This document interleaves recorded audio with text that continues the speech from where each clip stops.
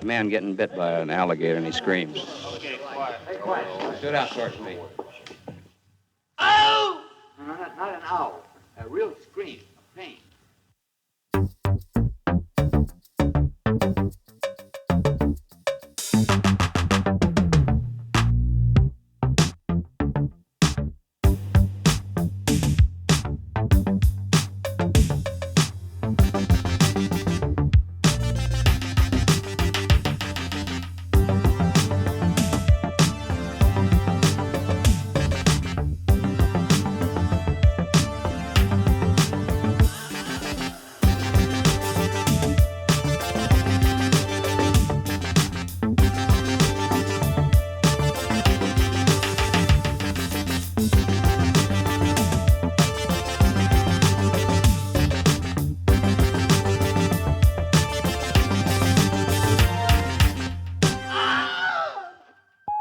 Yeah, right. Code for like now the magic starts. Do I sound okay to you? Yeah.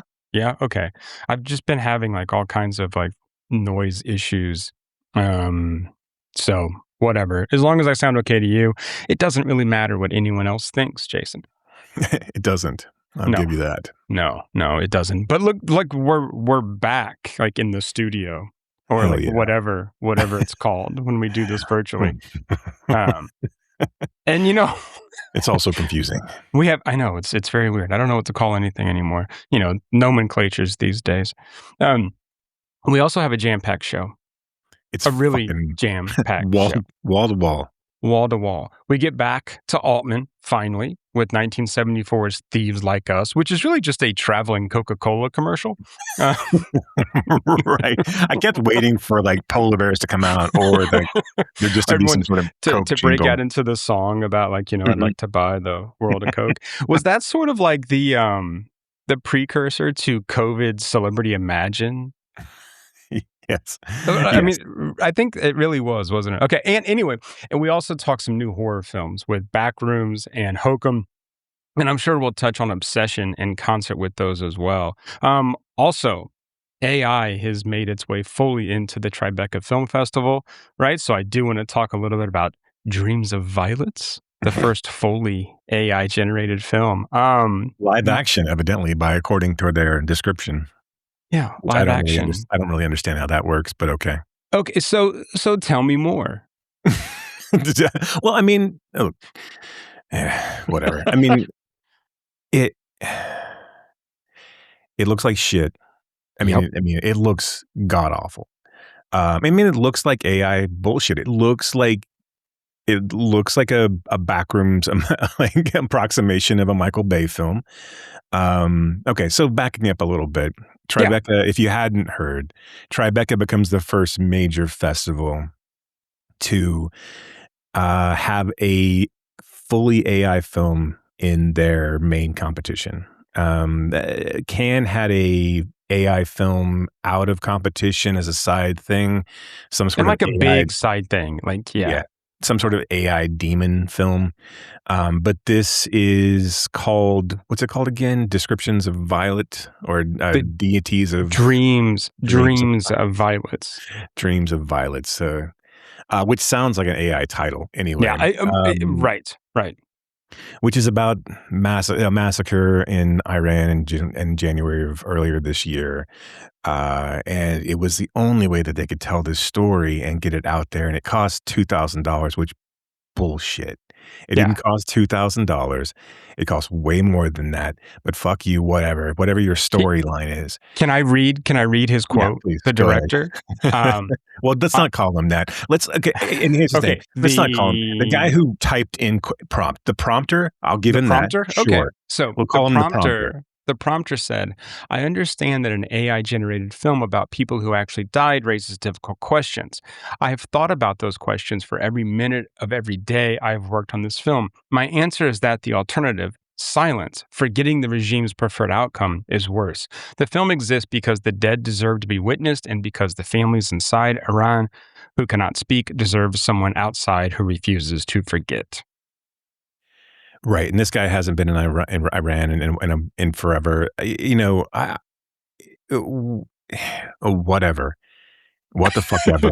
Like, I mean, this is what journalists are for. Like, Right. this film, look, okay, let's lay it out. Like, right, this happened less than 6 months ago. Mhm. Right? So there's no nuance to this. There's no in-depth storytelling. You're just making shit up. People died.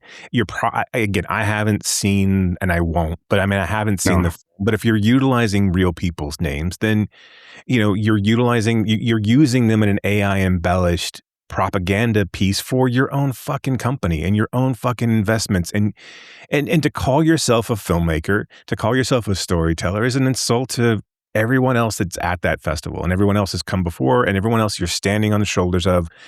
Fuck you. Yep. You're doing it. You're not doing it because you have some sort of greater cause. You're just not. You're doing it because you want this to be an advertisement for your software company. You've never made a film before. You've never told a story before. You're taking advantage of a tragedy that happened in order to get your shitty film past and give it some sort of semblance of import, because otherwise no one would fucking care. And the thing is you're not telling a true story. You're not telling a story of some kid in a wheelchair who's decided to act. This is not, even if there's, some semblance of reality, you're embellishing it. You're making up dialogue. And not only that, you're not doing that. The AI is doing that. And so, yeah, fuck you. If and look, I understand it's hard. It's hard to get into any festival, right? And I'm not talking about this film, but if I had a film in this festival, and again, I know it's easy for me to say this, but I'd pull my shit. I wouldn't be a part of the Tribeca Film Festival. And moving forward, I wouldn't submit anything to that festival. Fuck that festival. It deserves to die.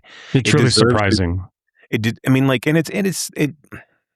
look, this was bound to happen at some point, but like the way that this happens and it happening now, it's just gross, and it's an insult to it's also one, they should have been upfront that they were accepting this, and they should have told everyone else who submitted that they were going to be doing this, and that they were going to associate their film and whatever awards that come out of Tribeca and the laurels that go on. Oh, you guys were there when that AI film was there. And Oof. Right, you become like guilty by association with some of this stuff. Yeah, I think so. Yeah. I mean, like, and again, like this is as far as I know, it's an in-competition film. And that's the other thing is like they talk about how, and I forget the exact quotes, but it's all about like how this is, lowering the barrier for filmmakers, but this is not who you are. Right. You're not a filmmaker, right? You're not, you typed in a few words and had all of this generated for you. You're not a composer. You're not a scriptwriter. You have no talent. And that's the reason why you made this fucking film. I want to give you a couple more quotes, because I think that what's really interesting is kind of how this guy, at least for me, kind of tells on himself a little bit, right? So you were talking about the writing aspect of it. And this, I'm quoting from an article in The Guardian. The script was not AI generated, but he did use the chatbot Claude to improve the language and structure his thoughts. Okay, so it's AI generated. Right. The genius of working with AI, he says, the director, is that at any point, a filmmaker can change their mind, take the plot in an entirely different direction. Quote, you just open another session. You don't have to worry that you're rewriting. You multiply your imagination until something hits the right spot. I'm sorry. So only with AI can you change your mind and take the plot in an entirely different direction. I mean, this is ridiculous to, I think, say that because of AI, you can just do whatever you want with the plot. That's what like writing is, right? Is changing things up and then doing something different. And guess what? I mean, there's that old like terrible adage of like writing is rewriting what you've already rewritten. I mean, that's part of the process. That is how this works. So I just think that quote is really ridiculous on his part, and you probably should have thought a little bit more about saying that. Yeah. And also going back to kind of what you said about lowering the bar. Here's another quote, right, from that same article. AI can democratize the industry, he argues. I'm thinking about the next Jodorowsky, he says, referring to the psychedelic Chilean filmmaker. How many years do they have to prove themselves to some bourgeois festival to get to a point where they can get a $2 million budget? I think that a new space will separate from the old space, and these people will start doing interesting things. No, they won't. I mean, what? I don't understand any of So that. basically what he's saying is that how much talent did Jodorowsky have to prove himself worthy in an art world? And he had all of it. And that's Right. the fucking point. Is that art without struggle is not fucking art. This is and again, this is never going to be art, no matter how much you paint it, no matter how much it is never ever going to be art. And look, it's here to stay, and it is what it is. Like, but again, like we had this conversation before about, okay, you know, if you use it to change an accent, or you use it to augment, you know, or you use a computer to, you know, to make some sort of special effect, right? But this is not that. You know, this is not touch up on the Mona Lisa. This is whole cloth, just making bullshit out of, and again, you know, plagiarizing and people's life stories, plagiarizing, you know, the events that happened, and then, you know, it's all built on you. It didn't take you anything to do this, Right. And the fact that you can brag about it only costing $2,000, well, then, I mean, again, it's worthless. It was worthless as soon as you started to type into Claude, and look, like I said, it's, you know, it's one thing to put out, if you know it's bullshit and it's just a corner cutting cost. I do agree that AI can lower the barrier for a lot of things, but making the entirety of your film it's you know, it sucks, and it sucks that Tribeca bought into this, and again, it just feels like, well, someone was going to do this, and someone was going to give this legitimacy, so why not us? Yeah, I mean, I think you should ask that question, why it shouldn't be you. Right. But I think this has also like been a straw man argument for a long time with AI. And I mean, you know, AI, like in the arts, is like, well, someone's going to do it, so we might as well just all jump on board, or people are using it, so we might as well just keep going.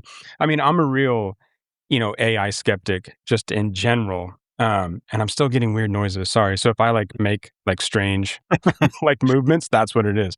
But I think this, That's why you shouldn't trap that witch in your house. well, that's what you do, you know? I mean, like, sorry, I didn't mean to do that. in the master bedroom. We don't have a honeymoon suite, but I think this film in particular has some wider ranging implications that I think are really problematic, and that I don't think that a lot of the articles that have talked about this have really brought up. So, let's see. Okay, so this film was produced with no human crew, no traditional cameras or lenses, no sets. And so this is where I think we're really missing something, right? So this is kind of, I mean, the director bragging about this, he's kind of indirectly saying like, hey, I did this with no crew, no jobs were created because of this film. And I think we're missing that, right? We're missing that, like, how many people are employed in this industry, right, on the crew aspect of the film, and now we're saying, hey, you can do it without these people.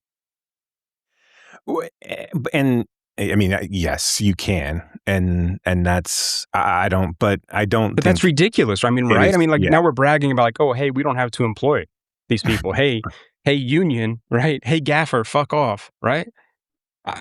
Yeah. I mean, and it still looks like shit. I mean, it and that's the thing, is that like, and it's because you have no talent, because you're not an artist. It was always going to look like shit. Like, you don't. He says he is an artist. Sure, right. Okay, great. I can say that, you know, that I am, you know, an expert juggler who can also walk on stilts. So that doesn't make it so, right? I didn't know that about you. Yeah, well, I don't like to brag. I don't really like to, but and talk about it much because it's personal. The reasons why I do it, I do it for the kids, basically. Uh, the really, really tall kids. It's go fuck yourself. You're an Yeah. artist.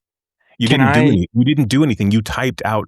I mean, and again, you didn't type out a story structure. You didn't type out. You Right. didn't type out. You didn't develop characters. Right. You let a tool do that for you. And this is not, and that's the again, lowering the barrier doesn't mean removing it altogether. Mm. Right? I mean, it doesn't mean that you don't have to have something that you don't. And again, this would be like someone making a 9/11 film utilizing this in December of Right. 2001. Right. Also, And let's just say like democratizing or removing the barrier to entry can be done in other ways than like this bullshit new technology, right? Like we can make it easier for people to get into film school. We can make it easier to have programs to put like cameras in the hands of kids. We can do more to like show the youth in the world how to make images, right? It's not just about um, oh, hey, here, use Claude or whatever sort of generative technology we just invented to make a quote unquote film. That's not the same. It's not the same thing. right. Yeah. I mean, and yeah, it's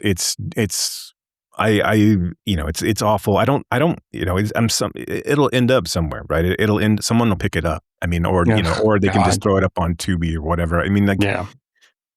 but, and here's the other thing. I mean, like, if this becomes the norm, also, this is going to ruin. I mean, like, this is going to ruin the Tribeca Film Festival because Yeah. every other festival can go out there and say, "Oh, well, we're not accepting AI. Yeah. We're not accepting Yeah. AI films. We're not going to sit there and watch AI films if you don't tell us there's an AI aspect to your film, and we find out, we're going to completely dismiss it, Yeah.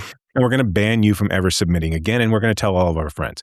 Simple as that. But Yep. now, I mean, like, I would hate to be a screener at Tribeca next year because, good God, how Yep. much shit you're going to have to sit through, and like. Yeah. 75 minutes of AI, like heavy-handed, Right. look, this would have been bad had it actually been with live actors or, Yeah. I think you're right. I mean, Yeah. this group, this pair would have made a bad film regardless of whether they used AI or not. So I guess you can Yeah. say, well, at least they made shit faster. It was still shit, but at least they can do it, without having to worry about,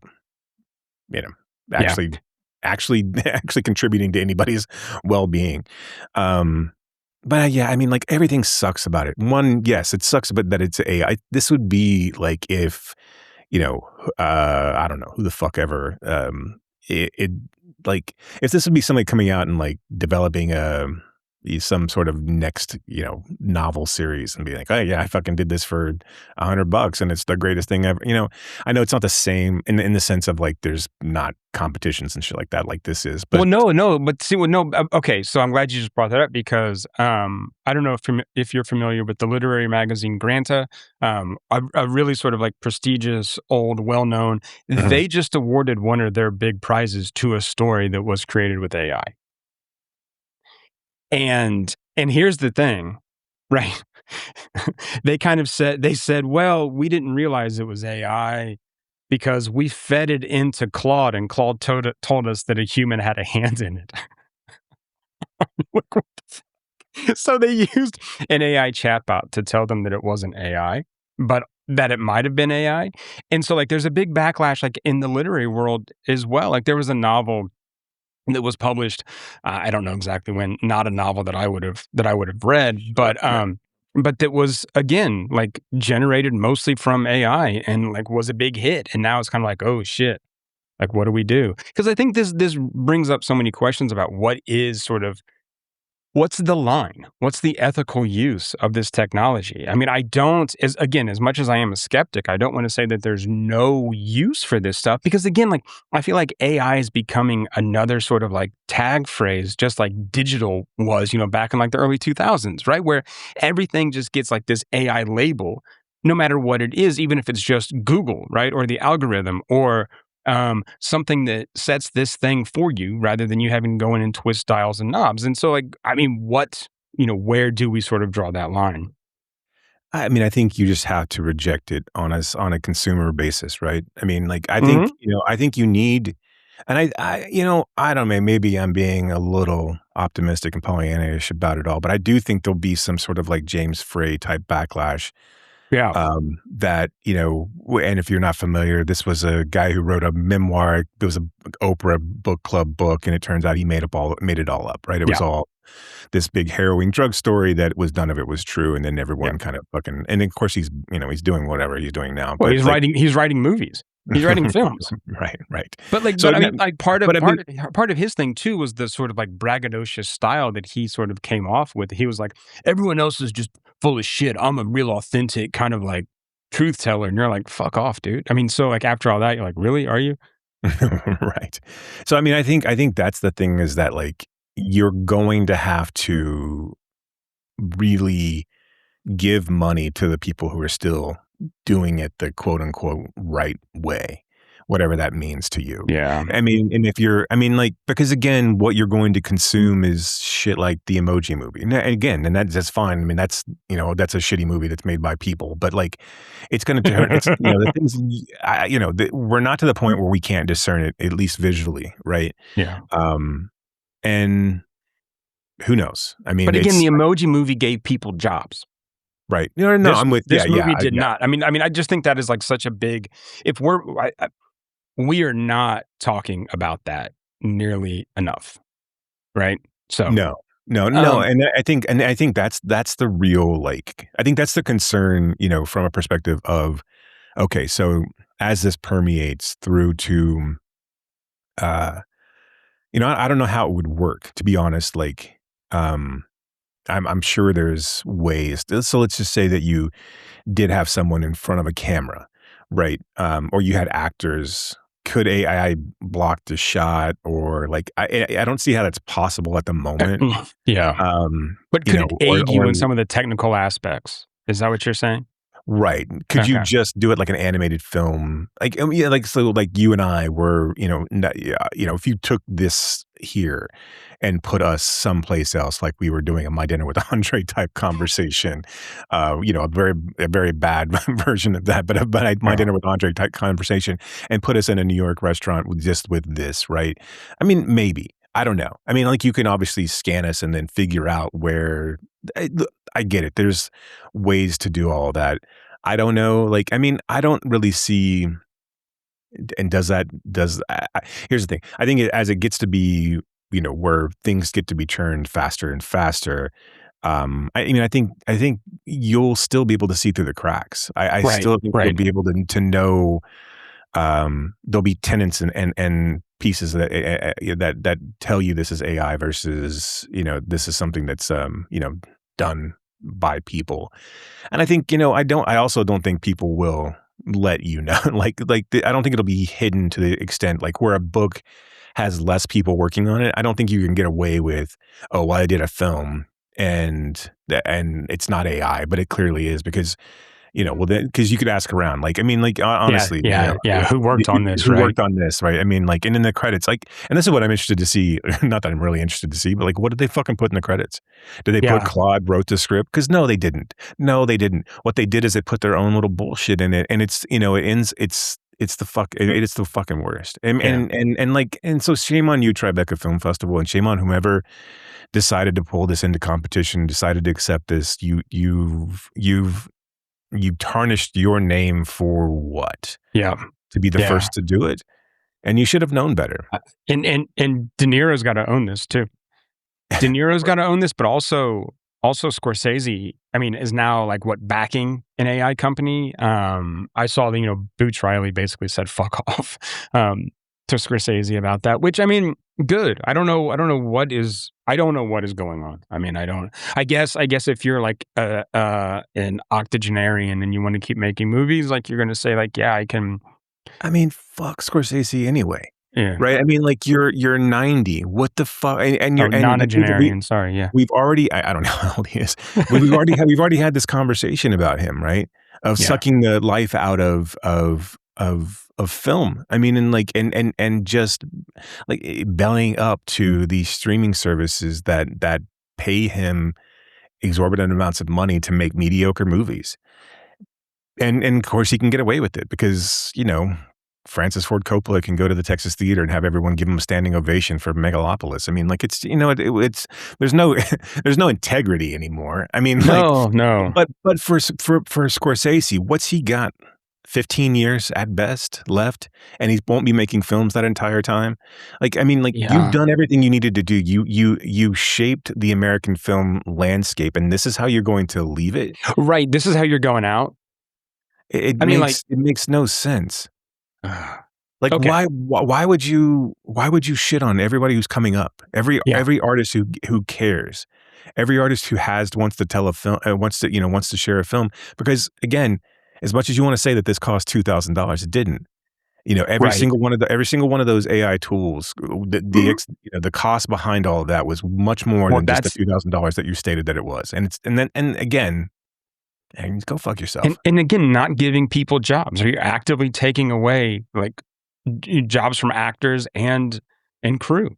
So, right. And for someone like Scorsese, who's getting $200 million to make these passion projects, for someone like, again, I'm shitting on Coppola weirdly because he has nothing to do with this, but for someone like for Scorsese, what are you going to do? Is that going back into your pocket for some reason? Right. I mean, and what kind of legacy really are you leaving here? Well, I mean, what, you needed more money? Right. Your family needs more money? I don't really think they do. Right. Well, and I mean, shouldn't you be the guy who's teaching Yes. Absolutely. You should be the old guard who's teaching the next generation of filmmakers. You know what? Start with 16 millimeter kids. I mean, seriously. Right. I mean, and hopefully that's, some of that's what comes back is that there's a as much as we made fun of Molinar for shooting on 35, it was Ribisi. Giovanni Ribisi. Well, there's much more of an urgency with film. I'm sorry, I don't mean to make fun of all these people. I mean, I kind of like that movie, so. Yeah, no, I did too.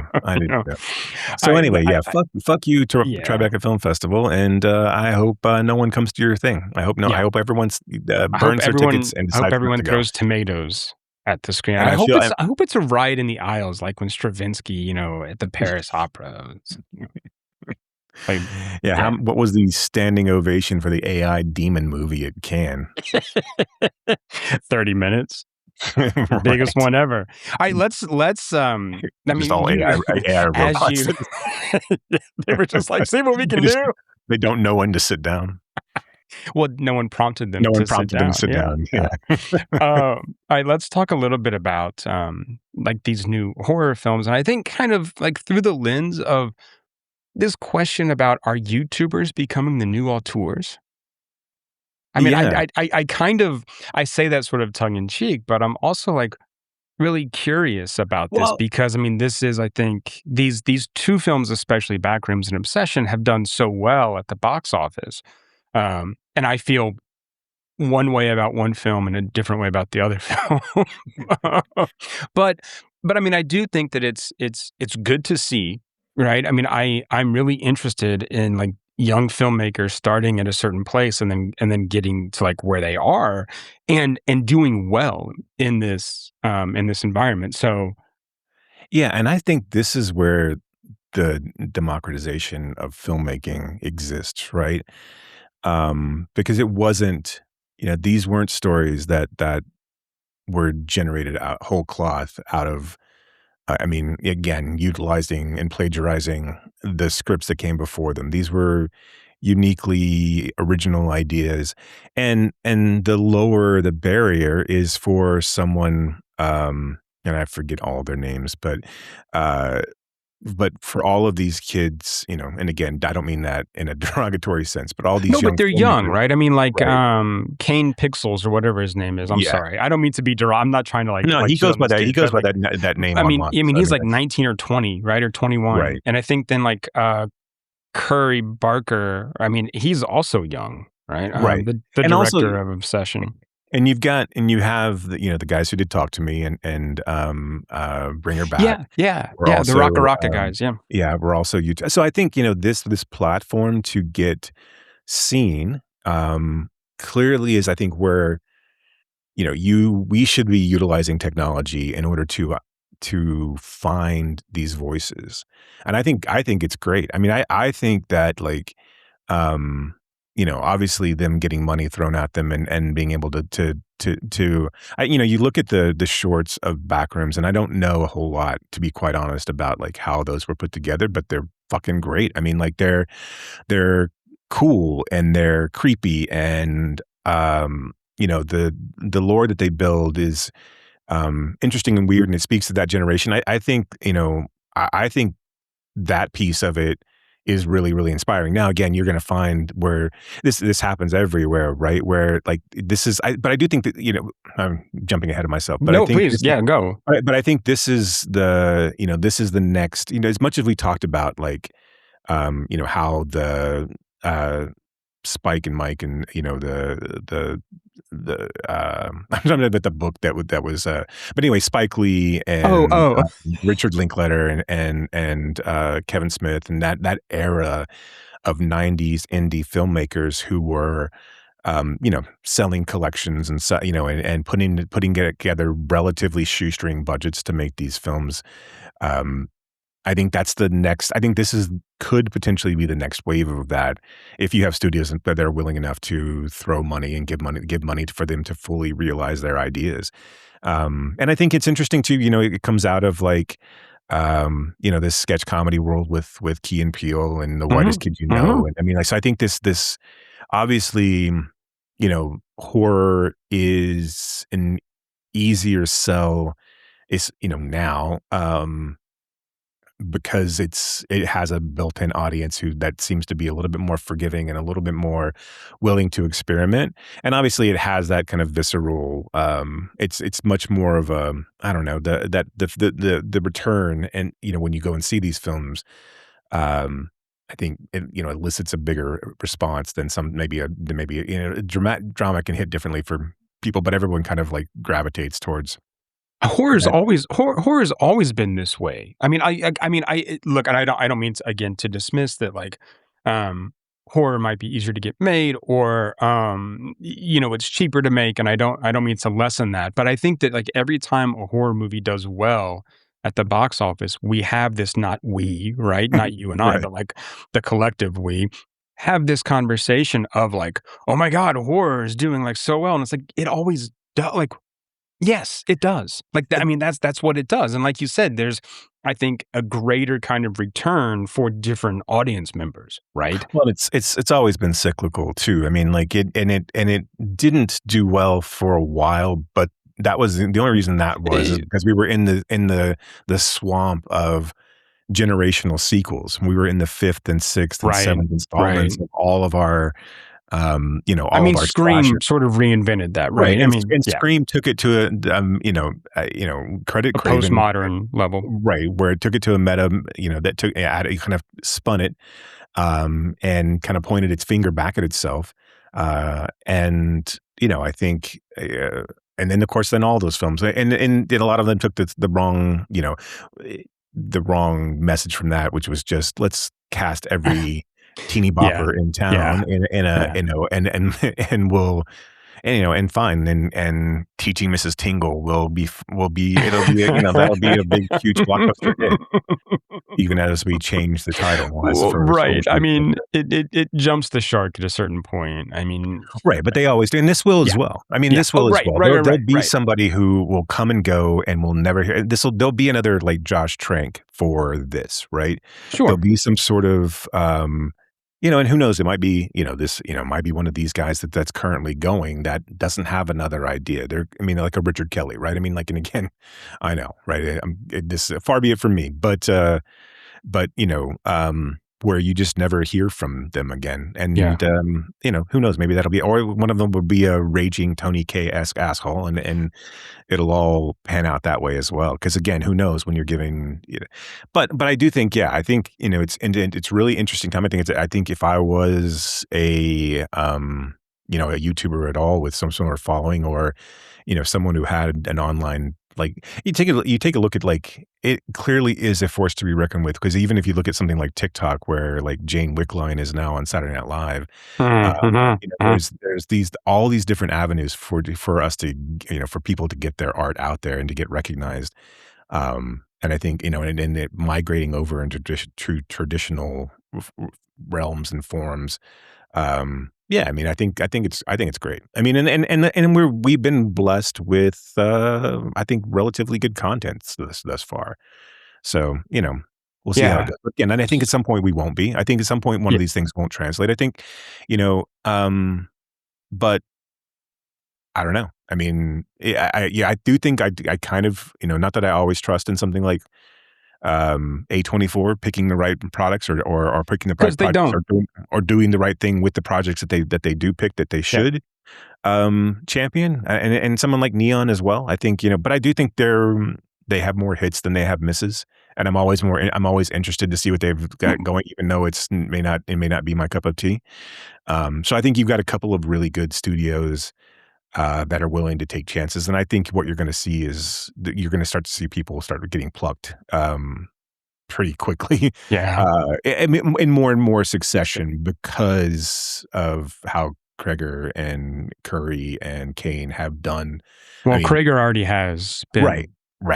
been plucked. And even someone like Osgood Perkins, which I know he's a you know, he's a net baby, but like, but still able to kind of play in that space, right? I mean, and Perkins was a producer. Was he on Obsession? No, he was on our Backrooms. He was on one of those. He was a producer on one of them. I think it was Backrooms, if I'm not mistaken. But and even a guy like Perkins, who I'm not a huge fan of, I'm still going to go check out his latest film. Right. You know, it's weird. It's weird how much I'm like, maybe this time. Maybe this time. Well, and right? I think you can see there's pieces there, right? I mean, I think you can see that, well, he's not making garbage. No, and I don't mean that, right? Right, I know you do. But I'm just saying, like, yeah, I want the next one to be hit out of the park. I don't know if it's going to be, but like, I think he's got really good ideas. I don't know if he knows how to execute on all of them. And that's, so can we talk a little bit about Backrooms specifically? I found something in the store. Okay. What did you find?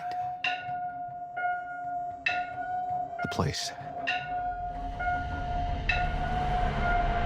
I found a place.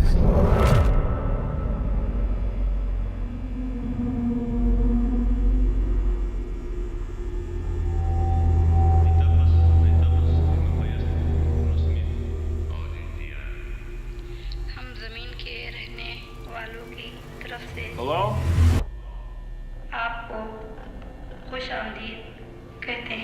Anyone there?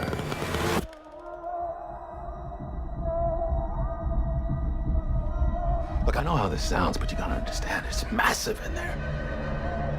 I'm not saying I don't believe you. Okay, I'm gonna come back here with proof. All right, you feel me? Yeah. Follow my lead.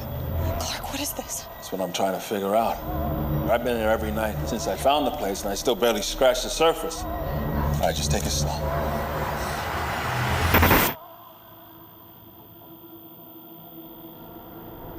Oh my God. Pull me up, pull me up, pull me up! What do you see? All these rooms, this place builds them. It's like a maze, it just goes on and on. Sometimes I'm scared I'll get lost. Clark, can you hear me? I don't understand. What is this?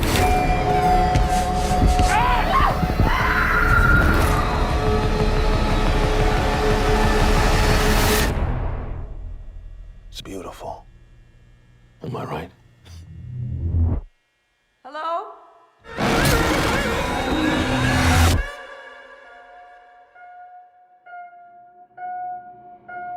Because I think that this film shares a little bit of that with Perkins.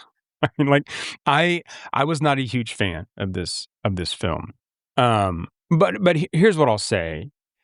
I think that, because I don't want to just be like blah blah blah, this movie sucks, because I don't mean that, right? I think that I think that the director, Kane, is it Parsons?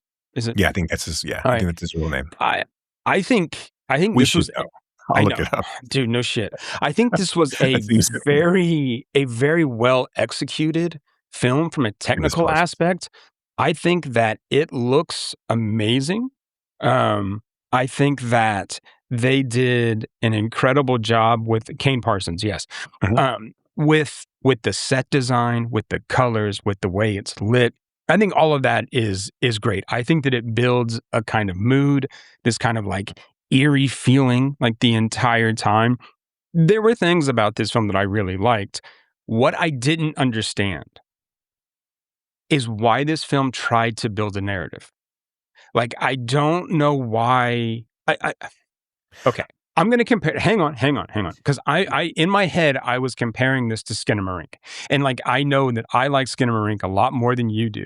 Mhm. But what I really like about Skinamarink, and sort of what I mean by this, is that Skinamarink just drops us into this world. We have no fucking idea why we're there, how we got there, but that's not the point. And I kind of felt that way with this film, was that I wanted to just be in this space instead of worrying about like, who is this therapist? Who is who is Duplass's character, right? What is the story with our furniture store owner, etc.? Like, what are all of these things, and You how do froze they there. add up, You still and there? how do they work together? Yeah, I'm sorry. No, you froze for just a second. Sorry, Oh. but you may have caught it on the other end. So Well, anyway, so like, this idea of like, why do we have these? Like, I don't know why I should care about these characters at all, or how they all go together. And I feel like that's a script problem. And look, here's the thing: I don't know the lore, and if I have to know the lore to understand this, then fuck off. Don't. Okay, I don't think you do. I don't think you do. Okay, I okay. think it. I think it brings a different level to it if you do. And I think you will probably have problems even if you knew the lore. I think I can see on the flip side of like people wanting, because the problem with the lore is that then people want certain things, then they want Sure.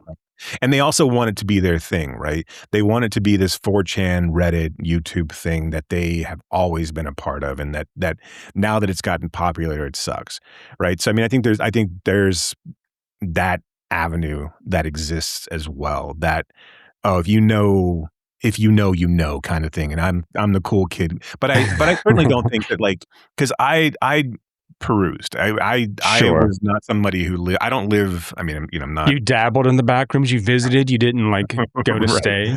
Okay. I had a rope tied around me, and I was able to leave. Right. And so I think a lot of it is like, it feels like, to me when I was watching it, it feels a lot like the viral marketing of Blair Witch, in the sense that, although the Blair Witch had much more of a stronger narrative, right? Because it was telling this, Blair Witch was what it was, but it had a really, and obviously YouTube didn't really exist at that time. So they were, the videos that you saw were just on the Blair Witch site, and you could go in and like watch them piecemeal, but it was a lot like that. So it felt like a world like Lost, where obviously not as polished, of course, right? But there were these, there were these things that didn't make sense, and there were these videos, and there were this company that was exploring, et cetera, et cetera. So that exists, but I don't think you needed any of that going into this, right? Okay. Mm-hmm. I do think I think I like this a lot more than you did, and I was really sitting with it after I went and saw it, and I like this idea of Ejiofor, and I forget the female's name. Renata Rins. Yeah, I know. But I didn't. It's not like I forgot it because I'm smart or I'm. How do you forget her ever though? Like, I just don't understand how anyone can be like, wait, who is that? I didn't. It's not that I didn't say who was that. I can't forget say Ejiofor's first name. I'm always afraid I'm going to butcher it, so I just don't say it. Right. So yes, she's. I think the fuck Kane Parsons for having an amazing cast right out of the goddamn dude. gate. Right. Person in the world sentimental value. I mean, like, again, my God. go fuck yourself. Like, but I like this idea of these two characters experiencing the backrooms differently. I like this idea that the backrooms are this kind of like subconscious space And they both kind of have this trauma in their life. One is kind of self-induced, and one is basically trauma put upon her, and they experience this kind of this metaphysical, ethereal, whatever, going back into your memories and having, and so where, what's his name in the movie? Clark in the movie feels more comfortable staying there because he can then control the narrative of his life that's already gone out of whack. And But he even can't though really. he can't, but Yeah. he feels like he can, and he feels like he had. I mean, like, when and again, I think all of this can be argued, but when you go into the room when they're having dinner and his wife is in the back and she's, this brutal. So okay, so partial hang memory. so hang on. So that's supposed to be his ex-wife, right? I thought so. I thought Okay, that no, was no. his So wife. so Yes. so did I when I was watching it. But then the more I think about it, like we only glimpse her. I guess In the like photo, this right? is my so like I think this is like part of my like so then who's the other guy? Who knows? But that's And- okay. But see, this is okay. This I think is kind of my problem because I think on one hand the film is trying to say like clearly this is his ex-wife and clearly this is his sort of like subconscious and what he's doing here and how he's controlling her, wants to control her, and then we're like, but who is this other guy? And then the film is like, I don't know, man. I don't know. Who is it? Exactly. That's the question. I just kind of feel like this film is like wants to have it both ways, where, and that's why I think the narrative is more than just a thread, but not enough to like grab onto. And That- I- so I think that's what bugs me. I disagree. I think because again I think you see like one, we're only really in Clark's back room for the most part.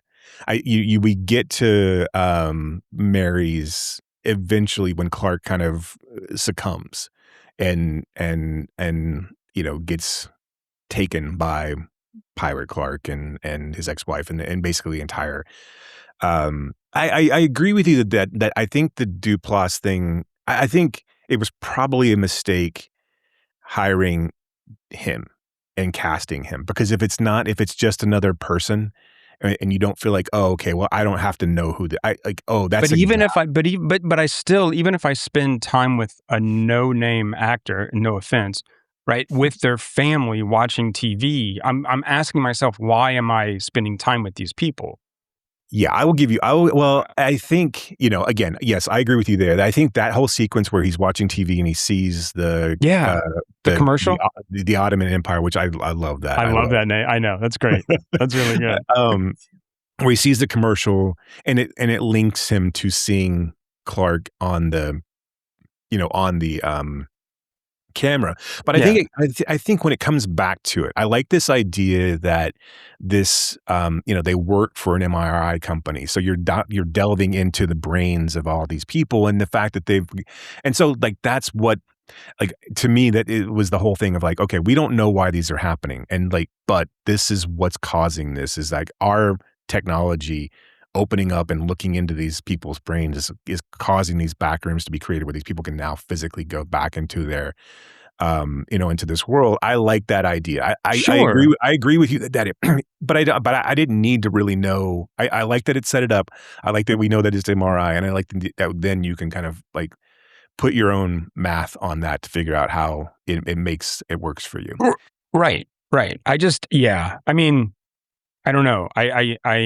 It's kind of like I want nothing about these characters, or I need more about these characters, and I just kind of feel like we're in between.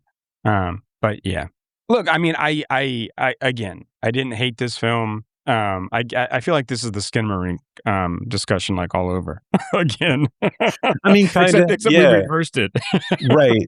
I mean, for me, for Skinamarink, it got tedious. Like I said, I would have liked Skinamarink a lot more had it have just been a short film. I think the creepiness and the overall aesthetic was cool, but I think that wanted to have it both ways as well. I think the whole, like, I think in that lore, I think it was trying to be clever, overly clever with its use of the cartoons and the words you couldn't possibly hear, and like you would have had to have had the subtitles on to actually make out. Skinamarink was a to me was a film that was begging you to sit with it 5 or 6 times to fully pull everything apart, but it was way too long for me to want to do that, and it wasn't interesting enough. This, I want to go back and figure out like the little pieces. I like the idea that they live in this world that doesn't that the Backrooms are this world that doesn't make sense, and it's this never-ending kind of like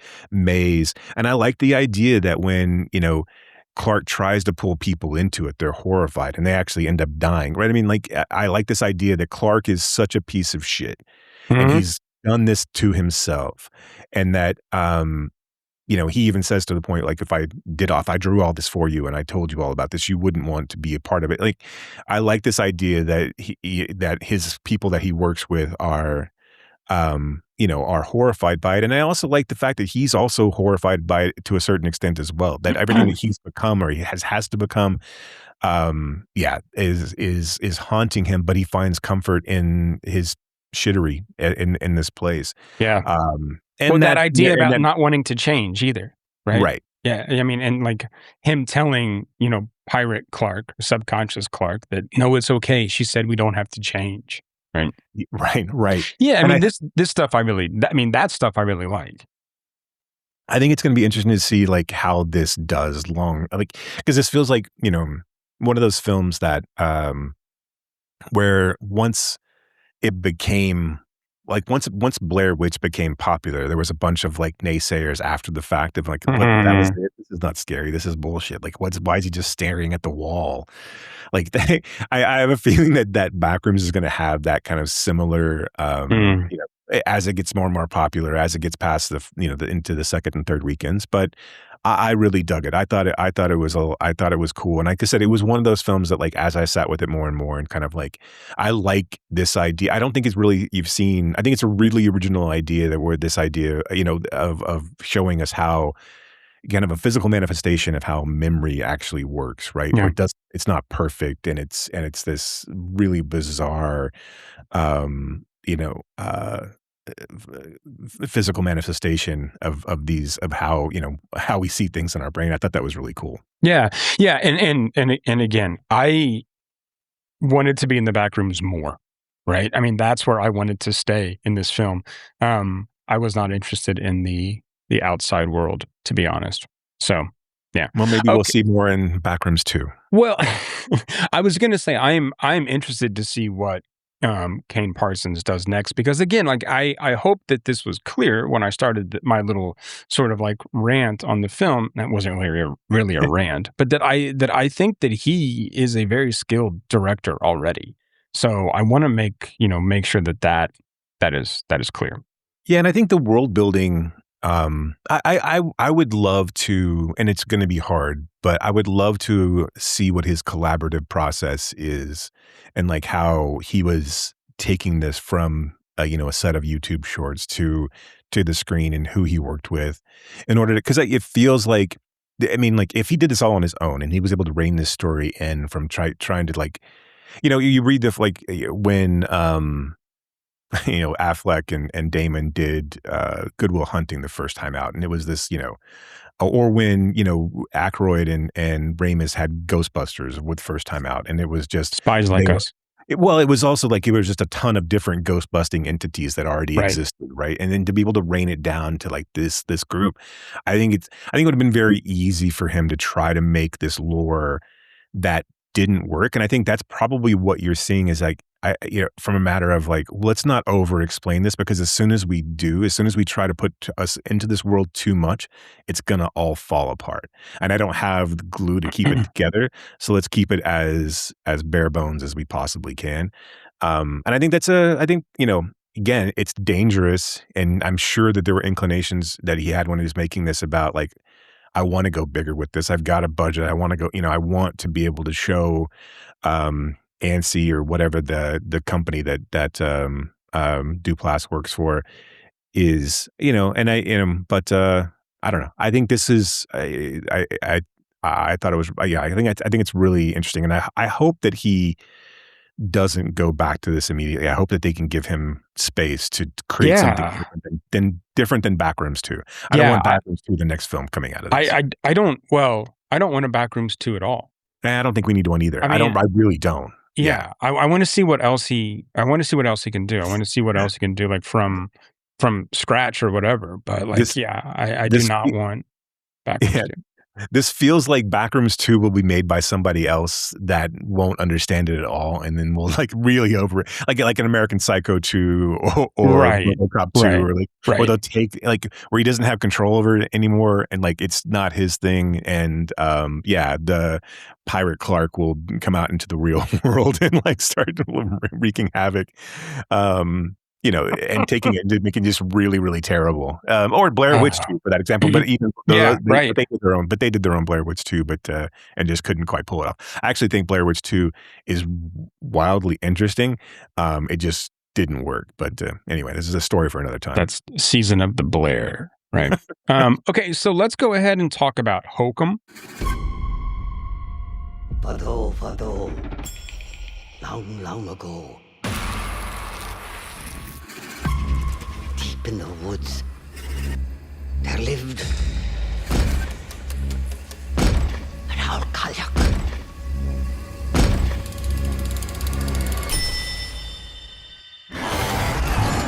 A witch. One of the members of staff is missing. What do they think happened to her? Go home. Well, you still look like your passport picture. Demons do exist. It's just people with closed minds. Can't see him.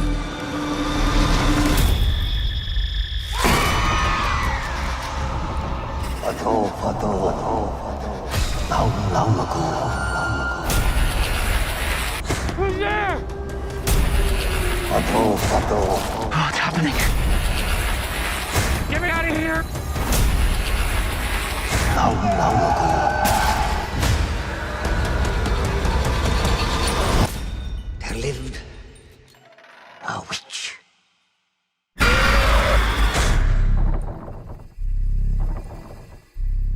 We'll move on and keep talking about horror. It's like horror film day, except for the Altman film. So Hokum, a horror writer, visits an Irish inn to scatter his parents' ashes, unaware the property is said to be haunted by a witch. We were just talking about a witch. This is the follow-up by the filmmaker who did Oddity, which we've also talked about in this parish, which I think we both liked, that film. Mm-hmm. Yeah. I liked Oddity quite a bit. Yeah. How did you feel about this one? I liked Oddity quite a bit. No, I say about this, I think what he does atmospherically is amazing. Yeah, I do too.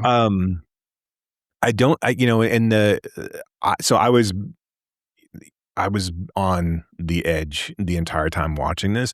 I don't feel like the story fully wrapped up for me but I do think hitting the landing in or landing the ending in horror is sometimes really hard to do. But I think for the first, 95 minutes of this, and I didn't fall off. I just was like, okay, well, I get it. Can I just say real fast that I love the ending of Backrooms? Oh, yeah. That I loved, the last image of Renata Rinsfie's triple face. I just thought that was incredible. Okay, anyway, sorry. No, I mean, but I think I think this guy harkens back to really old school horror tellers, the Haunting of Hill House and the Haunting and old Dark House. I'm talking about old. I know. Yeah. Yes. Although I never really understood why people thought Wicker Man was horror, but whatever. That's a story for another time. The bees. Not that Wicker Man. The British Wicker Man. I know. Which was all about bees. Bees. They were just beekeepers. I mean, that was it. Right. I don't know why everyone got so freaked out. I will say I was a little off put by Adam Scott at first. It took me a minute to kind of buy him in this role. But I think his imagery is so good and so scary, and it doesn't really. Yes, there's a lot of misdirects, but like the jump scares don't come with huge musical cues. No. So like it doesn't feel quite as cheap. I know there's a lot, and there's a lot in this film that I think I liked way more in Oddity with the Golem than I did in this with the Witch. But I think that there were some really, really cool and creepy sequences. I think once we get to Fiona's demise, I think that's really, really well done, and just kind of like his overall bearing of dread. I think he doesn't delve too much in the lore in this again, and I think this is one I think might have helped a little bit with kind of having this be a haunted hotel, kind of, why is the witch there kind of thing. Maybe it would have been given too much away. And in the conquistador bookend is a little I fucking hated that. I hated it so much. What the fuck did it add to the movie at all? I mean, all it is to show that Adam Scott's change of heart, right? I mean, and it's such a fucking like ham-fisted way to do it. It's just can we please stop portraying writers this way? like these white men who drink scotch when they're working, right? And they work in the dark, and they don't have any notes or any other books. It's just like a blank document, and it just all comes right from here. I mean, it drives me absolutely fucking insane, right? And then the way they talk to people, I mean, the poor fucking bellboy, right? He's like, I'm a writer. And Scott's like, oh, are you? Well, looks like you're a bellboy to me. And it's like, Jesus Christ, shut the fuck up. I mean, it's such a tired trope, right? I mean, it's always the same. Yeah. And I think if it wasn't for the imagery, I think this is a pretty kind of bad movie plot-wise. Because this is a guy who, like, he's having trouble finishing up his big successful trilogy, Conquistador trilogy. Although he has a bleak ending, but he doesn't. And for some reason, in the middle of writing his book, he decides to take his parents' ashes, who died many, many years ago. And we've come to find out that he shot his mom accidentally, and his dad was a piece of shit. Yeah, which we knew that, right away. Right. So he takes their ashes to Ireland. Because of some picture that he saw, like when he was right. And he wants to find this big oak tree. So he takes their ashes, he dumps them, and then he starts to find, and then I guess he goes there to kill himself, or maybe that's a thing that happens in the moment of sadness after he's gotten rid of his parents. It's not really. I think you can interpret it in either way, is that he went there to die, and maybe that's why he's such a piece of shit, or he went there and he was just sad drinking and talking about it, and he just decided at that time. Yeah, decided at that time. I don't think the metaphor of the goats works all that well. Like, I mean, like, not really. but honestly, taking all that away, and I think this is why I think Hokum like suffers, and like I think it did well, but like long-term longevity, I think this is why Oddity works so much better for me, is that story is cooler. That idea of like that revenge story is cooler. The way that they set that up from it's not really bookended, but the idea of like the guy who the crazy old guy who's trying to help, that really works, and that's a trope for sure, but it really worked in that film. Yeah, and I mean it's a trope that's replayed here as well. Right, and I think it doesn't work as well. It doesn't work as well. No, and I mean like, because ultimately, and I think again, I think it was a really intriguing watch when I was taking it all in, because you're like, oh shit, this is like everything is really. I'm just really, really scary. Like it really does like amp up the tension. Yeah. But if you strip that away, this story is really mediocre. Yeah. I mean, my notes were like, well, this was fine. Like that's just kind of what I have. I don't have a whole lot to say about this one. I mean, I'm kind of right there with you that, I think it looks incredible. I think that, the way this guy builds images is really cool, and I think it builds such a mood and atmosphere, but there's like not a whole lot underneath that shiny veneer. Yeah, I mean, like, you almost have to wonder, is the witch like, did you actually need to see the witch? Or was like, I mean, like, and here's the thing. The movie doesn't do a good job of this, but it kind of posits that the witch isn't real, that he's been drugged, and that, and so I wish they'd have done more with that. Like, Yeah. I wish there had been like this should have been more 1408 than it was Secret Window. Like, Yeah. Yeah. I feel like it should have been crazier, and I feel like, you know, the Fiona piece, we should have given more backstory to that, rather than worrying about like this kind of funny scene with goats and because Yeah. like that whole statement of like they look at themselves and that's when the thing goes deeper doesn't play out. It's not like he stares at himself in the mirror and like, oh, because again, the And film's that's when nearly his competent third enough. eye opens up, right? And also, you don't need any of that shit. Like, you don't need him to be a prick. You don't need him to be. Oh, right. You look. All you need him to do is to be what you know. The story that he should be writing should be something similar to what's actually going to happen in the film. You don't need this conquistador story where like we don't really know what's going on, and they've got to have some sort of like he can't break a bottle to complete his quest, and he ends up in this circle. That's the tie which is dumb, right? That's dumb. You don't need him to be an asshole. You just need him to go over and have this hotel. Like you're already set kind of during Halloween or costume party or whatever. You need to have this story about, he needs to discover that it's, you know, there's a haunted room and that he needs to like figure out some more shit and then, you know, and then find that Fiona's, you know, and then like still him being torn up over his parents. That should have been the driving force for him to go. And like we should have understood that, right? He actually doesn't need to be a writer at all in this, right?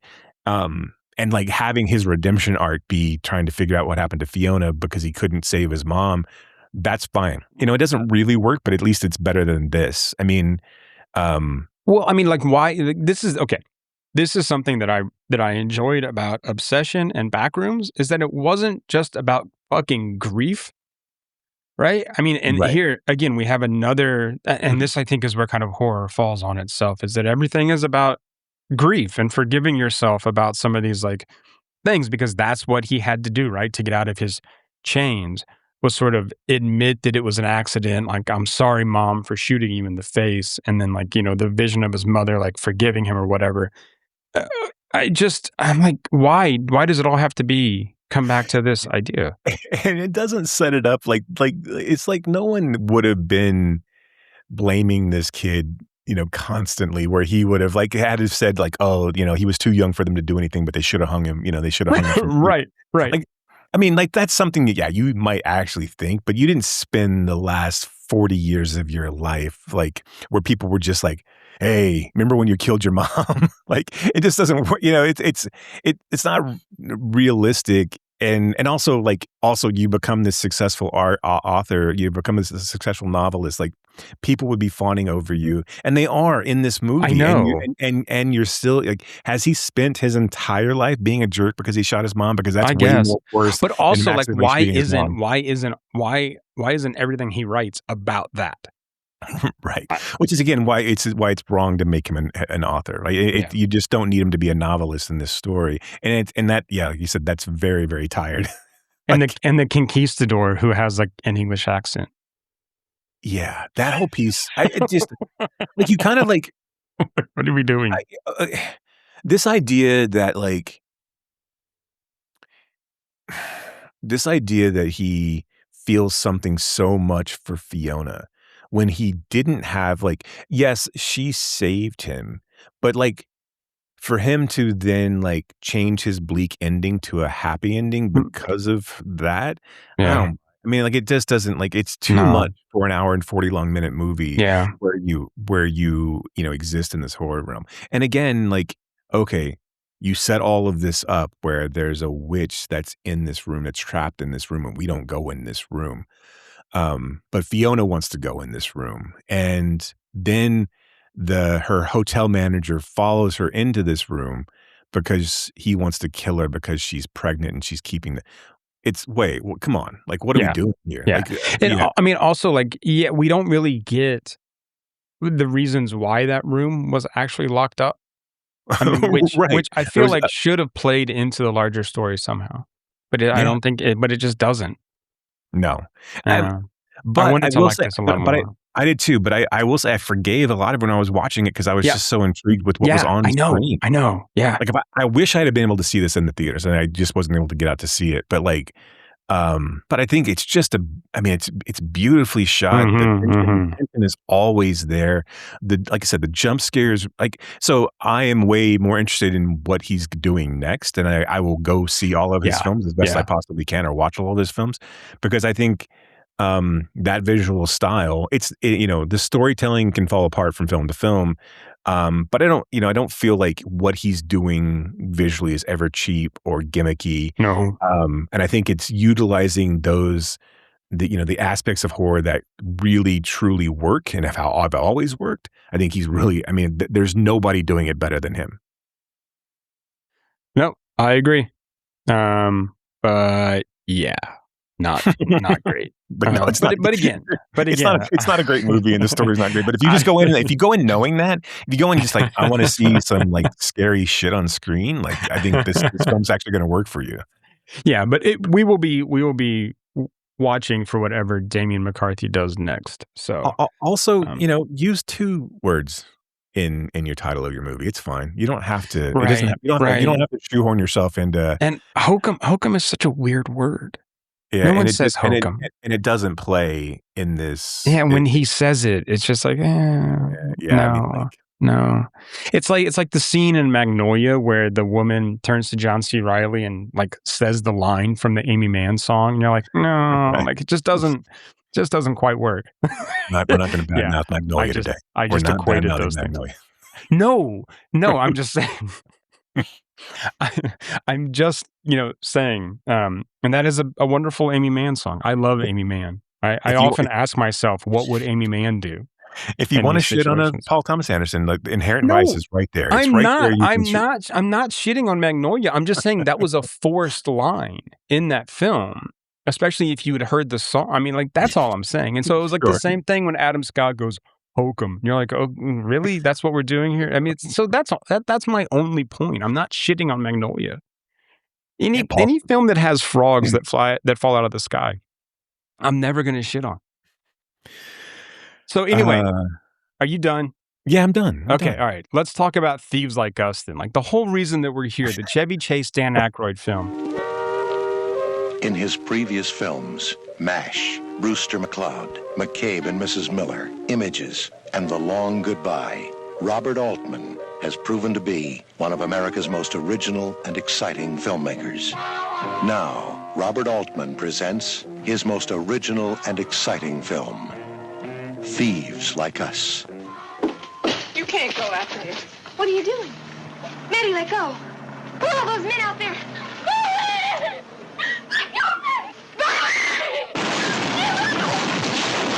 All right, Captain, this is a break.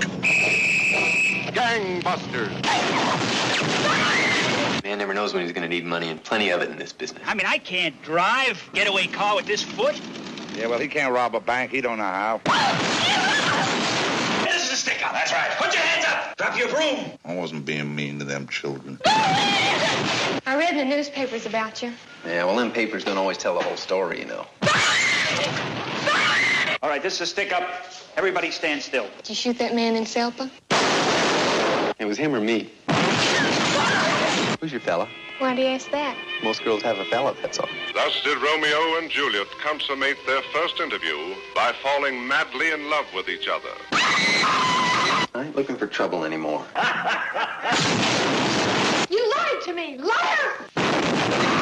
We've never been apart, you know. He wants me to take good care of you. Hell, they'll never get 3 boys together like us again.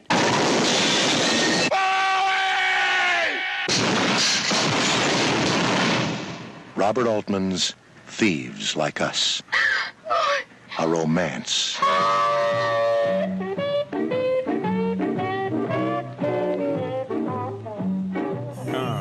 When 2 men break out of prison, they join up with another and restart their criminal ways, robbing banks across the South. So this is based off the 1937 novel of the same name. They Live by Night, which was directed by Nicholas Ray, was also adapted from the same novel. For what it's worth, I prefer this over They Live by Night. I think largely because Altman is incapable of being sentimental. Yeah, it's really interesting to me, like how he was like making these like almost like counterculture films, Yep. at the same time that other films of the similar ilk and subject matter were being made, and maybe and how is it that he is able to like do an Armageddon / Deep Impact like release schedule like of these movies Right. that like Right. and do the better version of I know. all of them, but the less popular version of all of them. So if you look at like MASH and Catch 20, okay, MASH was okay. So MASH is the exception to the rule, right? MASH is the more popular movie. Catch 22 doesn't really catch on, no pun intended.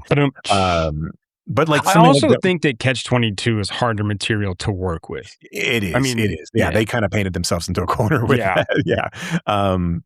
But then you have Don't Look Now and Images, and then this with like things like, I mean, there were like 4 gangster movies that came But out. of this Bonnie movie. and Clyde Bonnie is the Clyde one. clearly right. It's clearly the one that you would compare. Everyone this equates to. it to you.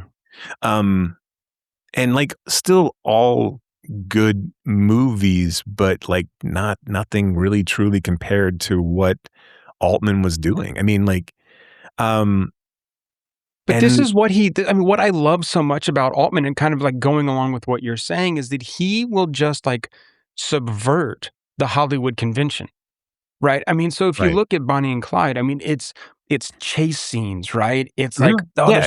there's so much tension, like in the bank robberies. There's all this violence at the end, and Altman does none of that.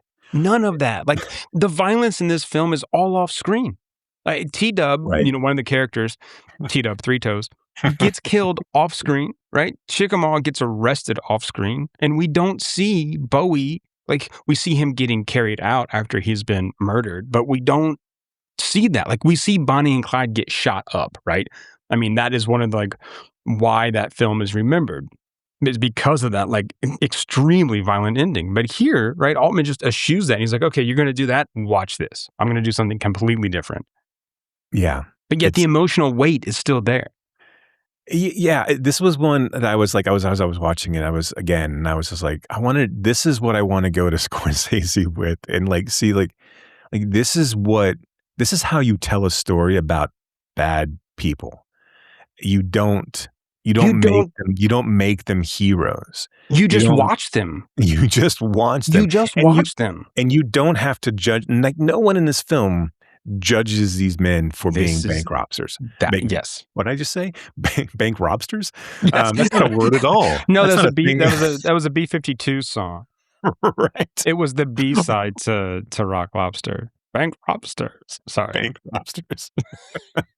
But no, rank lobsters. There is no more. I mean, this is something that's brilliant about this film, right? And sorry to like, I get excited, but he doesn't moralize at all. He doesn't explain why these guys are doing this. He doesn't bring in the Depression. He doesn't bring in like these small dilapidated Mississippi towns. He doesn't make really a kind of sweeping indictment of U.S. style capitalism as to explain as to why these guys are doing what they're doing. He just shows them doing it. That's it.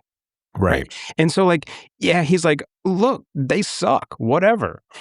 Right. But it's who they are. And they're honest with themselves as well. Right. I mean, Bowie is like, yeah, I'm not really going to give this up. Right. I'm not going to stop. I wish I had more money, actually. Right. Right. I wish I had 100 instead of 19. Instead of 19. Yeah. But yeah, someone like Scorsese is going to make these guys out to be heroes, but then also say like, well, you don't need me to tell you that they're bad. It's like, right. Okay. And it's the same thing with Bonnie and Clyde, right? I mean, like we're just going to end this in a hell of bullets. And this movie ends the exact same way that Bonnie and Clyde does. You just don't see them getting riddled with bullets. Yep. You don't romanticize this, this idea that these criminals were against the world and that their love was against the world.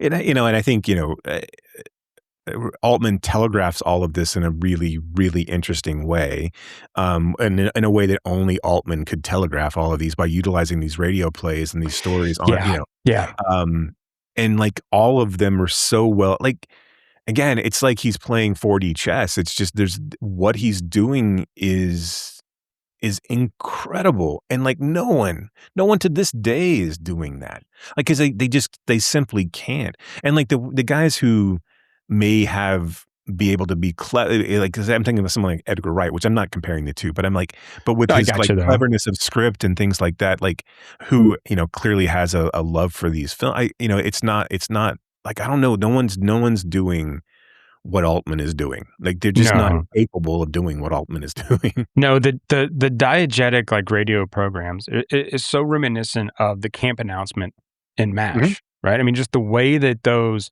because here's the thing, you can easily, you can be the kind of viewer that just ignores those, right? I mean, you're missing something, right? I mean, you really are, but also like you're kind of not. I don't know. I mean, it adds a layer to the story. It adds a layer to the filmmaking, but also he's constructed something where it doesn't rely on those. You know what I mean? Like, no, absolutely. Yeah. And I think, another thing, I mean, like, this is the other, like, the piece that we talk about, and like you talk about as you are kind of breaking these films down, but like his attention to detail and the period settings, and like, it's fucking unreal.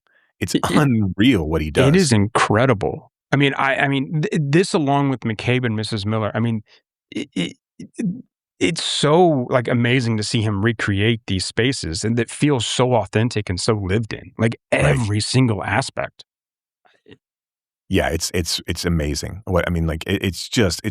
I mean, like when he's driving up to the Mississippi State Penitentiary, like, I mean, and that whole sequence is.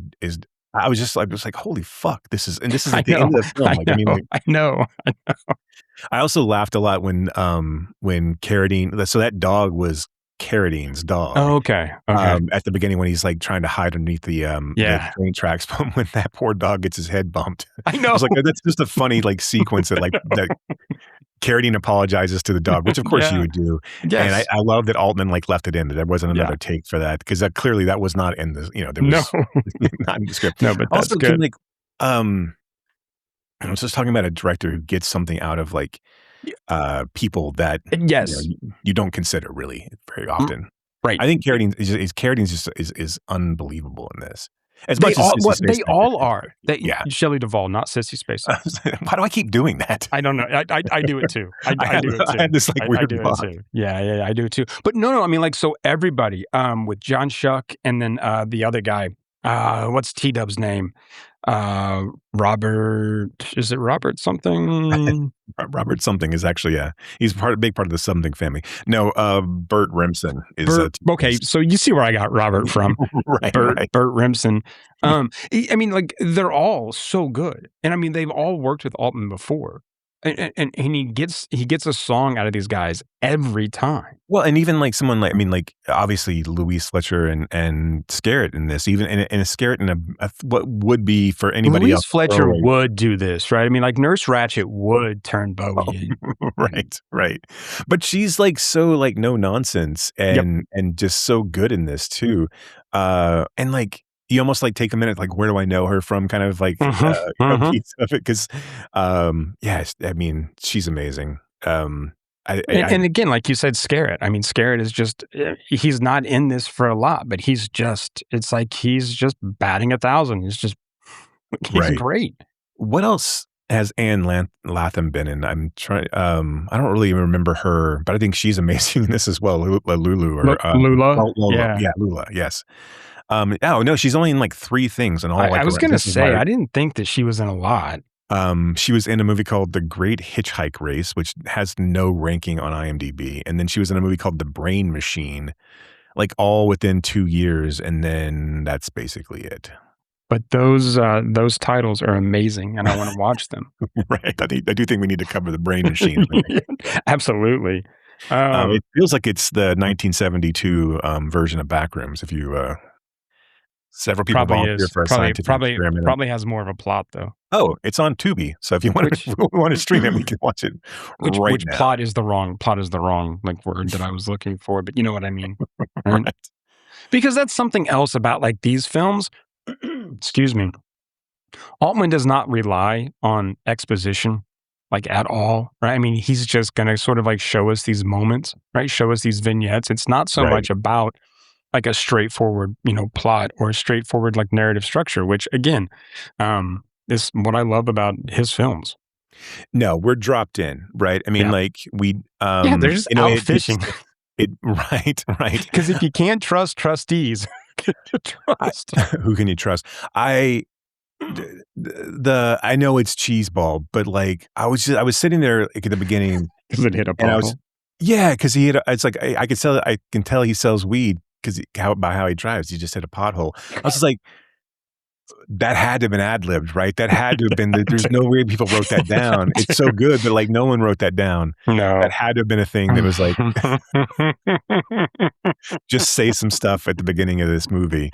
That's so funny. This starts off like, "Oh brother, where art thou?" basically, and then like and we just live in this space, like where bank robbers are as normal as Coca-Cola bottles, which is basic, it's, I will say for me, this film, this is not my favorite Altman. Sure. I do think it lags I think it lags in the last 20 minutes. I think we could use because once we start to get back after the car crash, well, I guess after the, it just meanders a bit, and I understand why, but like I start to lose interest. Not bad, but I mean, it just like my mind starts to wander because it's so quiet and so calm, and like by the time that he makes up his mind to go back and get Chickasaw out of prison, when they do that last, when they do the last bank robbery. I'm just like, okay, this needs to speed up a little bit. We've lived in this world for a while, and at 2 hours and 2 minutes, it's probably about, like I said, about 20 minutes too long. Yeah, no, I agree. I mean, it's not my favorite Altman either, but I think lesser Altman is still better than a lot of people's. Absolutely, yeah. But I'm with you. I mean, it did not need to be as long as it was. I don't know that we needed to see as much of them in like their cabin as we did. I think that's probably where we could have used some chopping. But I don't. But that being said, all of the little things like the thing with the dog or the thing with the kid and the firecrackers. The really creepy, T-dub shit with Lula at the beginning. I mean, like all of it really, really works, and it adds. It adds so much to, I think, and again, I would love to have, I didn't see a whole lot on how this was made, but, I couldn't find a lot either. Yeah. And this movie's not easy to find. It's not streaming anywhere. You can't rent it on Amazon. Like it's just, but like the interaction between those three men, you really do feel like there's a camaraderie there that had to have been built up at some point. Right. Between these guys. And I'm sure it helps that they've all worked together. I mean, I know like Carradine and Shuck were both in McCabe and Mrs. Miller. Mm-hmm. Right. Was the other guy? I don't know. But I mean, they were all familiar with Altman. They'd all kind of like been in Altman's stable before. So I imagine that helped as well. Also, I love the scenes of when they rehearsed a bank robbery with the kids. Yes. It's so good. Except that I almost forgot about mentioning this. The blackface? Like, the blackface. Yeah. Like it's I know. I know. Yeah. I mean, it was right. But at least he used traditional means to put it on. That's right. The burnt cork. It was burnt cork. I was thinking about that too. They made sure to like make sure that we knew. Like, look, at least this is authentic blackface. No shoe polish here. This would have been. It clearly wasn't necessary. But it would. It probably would have been appropriate for the time. And it was made in 1974. It was set in 1937, right? Or set. Right. I mean, in the 1930s. So. In Mississippi. I just figured everybody was walking around in blackface in Mississippi. In the 30s. It's like the holiday in Holland. Yes. Yeah. Black Peter. So something else, I mean, I know I've talked about, I mean, as we've covered Altman, I've talked about how I think that Altman is no great fan of the American capitalist system, and I think that this film shows that as well. Again, like Yeah. he's not real, explanatory about it. It's not a polemic. It's not didactic, right? But he just sort of shows us this stuff that lets us understand. And then we get some of the quotes from like T-Dub, which I love. So Yeah. one of the quotes is, "Yeah, I made my mistake when I was a kid, but kids don't see things. I should have been a doctor or a lawyer or run for office. I should have robbed people with my brain instead of a gun." And then like on more than one occasion, he says things like, "Doctors, they're thieves just like us." Or bankers, they're thieves just like us. I mean, I think that there's a real sort of tell there from Altman about what he feels about this kind of system that we find ourselves in, and how we're just constantly getting fucked. So, Yeah, I think all of the little pieces really play well together. I mean, like even like in the little asides where Carradine and Duvall she's in the bathtub and she's telling him to stop peeking, or that I won't stop peeking. Right. I'll peek all I want. And then about, I like you. You're just a hairy little thing, aren't you? And like, and it tells don't you not ever to shave? Right. All these little moments are, like, again, what separates Altman films from anybody else, because it all just feels real. Like it all just feels like we're here and we're in this moment. And this is lived in. And yeah, it's just another piece that separates him from really, truly any other filmmaker that has been or ever will be. Yeah, I can't believe, as I was watching this, I was just like, how do people not talk about this film more? I'm like, yeah, I think again, it's the same thing with Images, though, right? I mean, Yeah. it's these films that are hard to find, that they didn't know how to market this then. It came and went, right? I mean, you want to put it up against something like Bonnie and Clyde, and people are going to fall asleep in the theater because they're going to be pissed because they thought it was something else, right? I mean, Yeah. like, because again, like the tagline in the poster is "Robbing 36 banks was easy. Watch what happens when they hit 37." Oh, okay. Wait. So how many banks has T-Dub actually robbed? Yeah, Because like six. I love that, like when he first gets out of jail, it's like, this next one will be my 28th. And then it's like, that was my 33rd. And then it's 36. And then when they say that he's been killed, they're like, known to have robbed 6 banks. Right. But I love that the number just kept climbing, like, in like multiples of like 3. Yeah. Yeah, and I haven't watched the trailer for this, although trailers for the movies in the 70s are always kind of all over the place anyway. But Yeah. but in yeah, the- I would In the imagine. poster, like oh, sorry, go ahead. No, go ahead. No, it's fine. Yeah, I was going to you're say, like the poster and the graphics for this film, I mean, they remind you of something like The Sting. right. Yes. You know, I mean, like, it has that same art style for sure. And so you're almost like, what is this going to be, a comedy? Is this like fun? And I mean, there are moments that are funny, but it's definitely not, it's not a comedy. Right. Yeah, it's just 3 guys going into guns drawn. Yeah, and then and then a guy kind of like using the V as a as a mask for his face in Thieves. Just like, all right, that's okay. Yeah. That's the thing that you can do. I mean, I guess. I mean, one of the scenes where they are going to rob that first bank after they get out, after they break out, and they're like, okay, let's draw straws to see, who drives the car. And they do this several times, and T-Dub, who has a bum foot, right? He's got like 3 toes or whatever. He's like, wait, I can't drive. I got the shortest straw. I can't drive.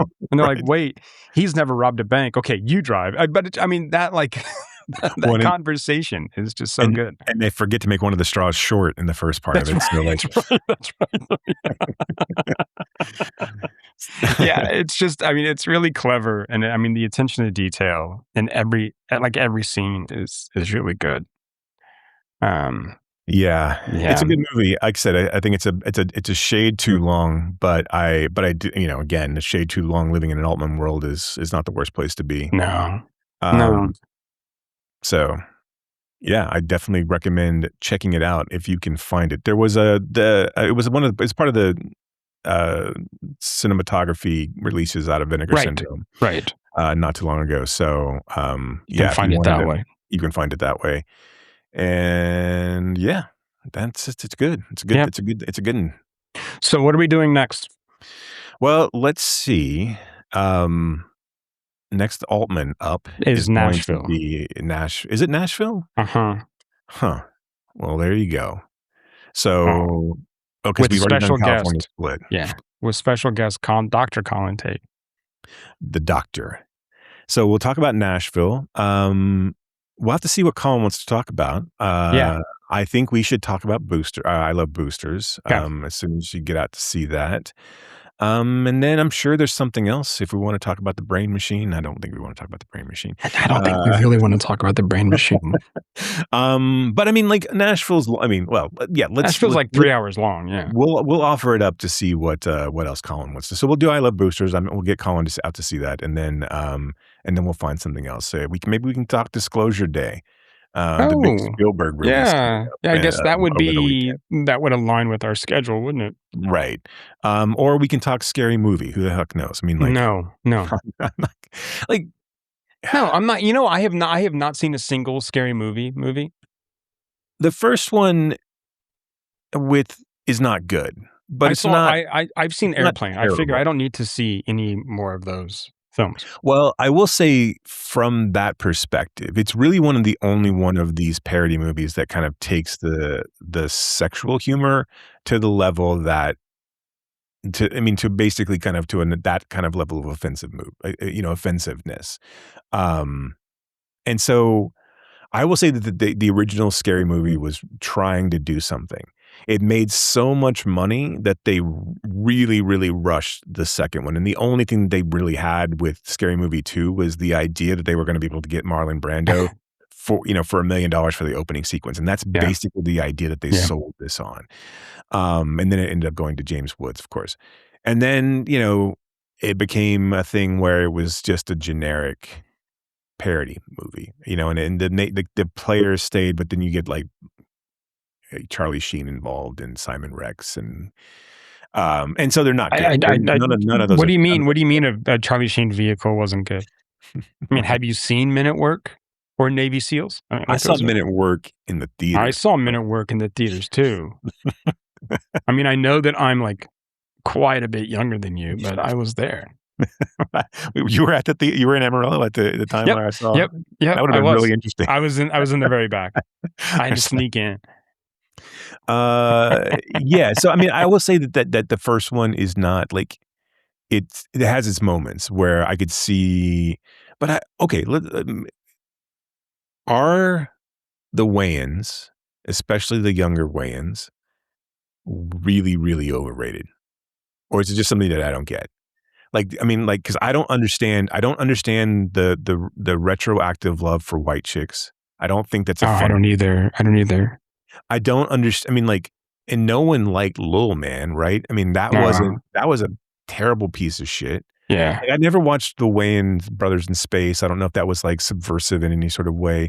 Obviously, the I'm Gonna Get You Sucker and In Living Color were, but I also think, and I think, Keenan was a really interesting driving force. Yeah. But I think he surrounded himself with geniuses. Yeah. And I'm not to say that he wasn't as well, but I also think I think the nepotism ultimately hurt, because like if you look at In Living Color, I'm Gonna Get You Sucker, like, but that's not a Marlon or a Sean. Like those, they were babies when those things came out. Yeah. Right? Yeah. But I mean, but I do think that like you're onto something where I think Keenan and Ivory Wayans knew who to put around him to make things work. And then I think he knew probably how to get the best out of some of those people. So if you think about like guys that had, variety shows that knew kind of like what roles to put these people in, right? I mean, I think that's probably his best skill set. Yeah, I agree. I think, giving some of those like things to Damon, right? Or some of the things to like Jim Carrey on that show. And there would be no Jim Carrey without In Living Color. I mean, there just wouldn't. But then, look, I think Marlon Wayans is a really good actor. Like overall, I think he can Oh, I do do too. I think comedy, he's but I'm with you. Like incredible. on the other stuff, like I don't care about white chicks. I don't care about. I don't think that those are very There good. doesn't seem to be like, and what I don't, and I know we talked about this when we talked about him, but like there just doesn't seem to be, and maybe I'm just not getting it, and I'll concede that to a certain extent, but like you look at some of the other parody shit that they did, where it's like the 50 Shades of Grey parody. That's that I made it to like 10 minutes of that. Um, there's people who like a haunted house, I guess, but even then, You mean like, just in general or the movie? Sorry. yeah. Um, you know, I always say the best thing that they did, and I don't necessarily know if it works on all levels, but I think the best thing they did was Don't Be a Menace.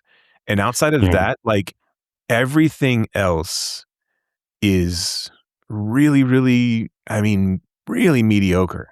Like I don't, and like I said, I haven't seen everything that they've done, and I have not seen a ton of their TV stuff, but like the 50 Shades of Black, um, A Haunted House. I'm looking at their parody stuff. It's just, dance flick. And again, I don't necessarily know if they wrote.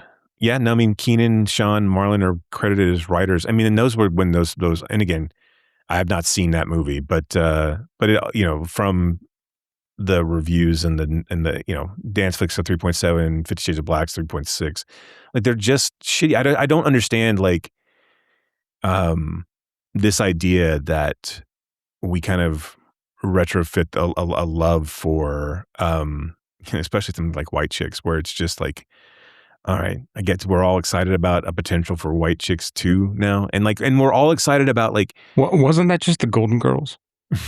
yeah, and we're all excited about this scary movie kind of reboot, but like nothing in the trailer like speaks to any sort of cleverness. Like it doesn't like okay, and look, if you want to be controversial or progressive with your comedy and like make fun of people who are sensitive about their pronouns, you better fucking really be funny.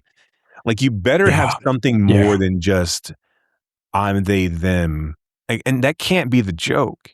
That can't be the joke that because then again, you're just punching down, which is, I know you get away with it. People do that. But there's nothing funny in pointing out that someone wants their pronouns to be something different. Yeah. You have to be clever. You have to be able to take it and subvert it in some way. And just saying, oh, I killed her and she's like, I'm they, them, or what? Go fuck yourself. That's not funny. It's not fun. Yeah. But and then just showing me a version of Megan or whatever, and here's the thing, it's been so long since they've made one of these. Now they're just throwing every fucking thing. And again, what I've heard is that like not all of it's in the movie, but you're going to parody Get Out 10 years later that movie. Wow. Yeah. I just don't fucking, I get why they threw money. I get why they got to do another one. That makes sense to me, but I just don't understand why anybody would give a shit. Like why anybody's like, oh my gosh. Yeah. The finally someone's going to fucking take it to, take it to whom? Yeah. And it's, yeah, I don't know. Yeah. Let's take it to the LGBTQ community and communities of like minorities and color. Because that's a new idea, right? Because that hasn't been happening since like whenever. Right. And for them, like it's one thing to again to have a gay character that doesn't realize he's gay. There's some cleverness that can be mined out of that. There's obviously having a stoned character can lead to funny things. Whatever. I'm not anti juvenile humor. I'm not. I just feel I feel like it needs to be better than this, and it's just not funny. And it's the easiest thing in the world to do, and it's just why all that I forget those guys' names because they were hacks, but who were making all of the, Vampire Sucks and Meet the Spartans and Epic Movie and Superhero Movie, all those guys that were just churning out, oh, remember that thing that somebody else did? I'm going to put a slight twist. I'm going to remind you of that. And that's what constitutes humor. I'm just derivative. Right. Yeah. Right. And the best one of those ever was Not Another Teen Movie because it kind of did something funny on it. Right. And it actually brought jokes to the table. And again, I'm not opposed to those types of, and like not every joke in Not Another Teen Movie works, but overall it's funny enough to make it work. But like something like, I will give like from a perspective of like White Chicks and Little Man, at least they were trying to put together some sort of narrative that like had a storyline. Yeah. But were they good? No. and the stuff that they tried to do with the easy parodies, those weren't good either. And how hard is it to make a Paranormal Activity parody? It's and like if you're this King family of comedy, you should try to do better. You should try to really like why you don't need the money. Like then just step up and like don't come to us unless you have a good idea because you're just diluting. And don't use AI. And definitely don't use AI. Don't be like Scorsese. Right. I'd much rather see 1,000 hymns than another fucking scary movie. Yeah. Right. I mean, I'd rather sit through movies that just simply don't work, but are trying to sort of like say something and do something. Yeah. No, I'm with you. I don't like to have fun. And I don't like to laugh, so I would never go see any of the scary movies. So that's just me. Yeah. Anyway, I think that's a good place to leave it. So yeah, kids, go to the movies. Go watch more Altman. Go prepare yourselves for our massive 6-hour episode on Nashville. It's just going to be an entire day. We're going to break it down scene by scene. Scene by scene by scene. We'll talk more about Robert Remsen and Kung Fu Keith Carradine. And I'm kidding, right? My dog's got a You little okay? hook in him. You okay? No, they scared the crap out of me. Yeah, he's just like, you know what? That's enough of this bullshit. All right. Okay, anyway, until next time, thank you all for listening. And keep screaming, just like I did right then. You have been listening to Why Does the Wilhelm Scream with your hosts, Brock and Jason. If you liked today's episode, do us a favor and rate, review, and subscribe in whatever application you use to consume podcasts these days. You can reach us by visiting whydoesthewilhelmscream.com. If you are in the DFW area, we would love to see you at a Fort Worth Film Club event. You can learn more about those and find a full schedule at fortworthfilmclub.com. And you can learn about my foundation and how we are trying to foster the next generation of film lovers at realhousefoundation.org. That's REEL housefoundation.org. Till next time,